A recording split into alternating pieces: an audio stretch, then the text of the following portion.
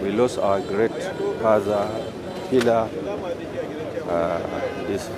in this world, because Aminu Dantata helped many people. He's a person that is forthright, very strong-minded, strong-willed, and very creative, and very hard-working person, very kind, a philanthropist to the core.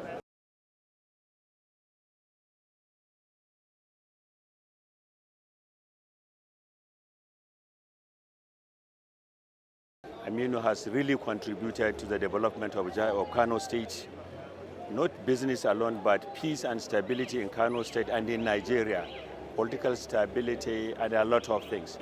This is a very big loss that we have taken a long time that we didn't have it. We pray Allah for him to grant him Jannatul Firdaus, and may Allah forgive him. He is a great father of Kano State. He is a great father of Nigeria. He is a great father of foreign country.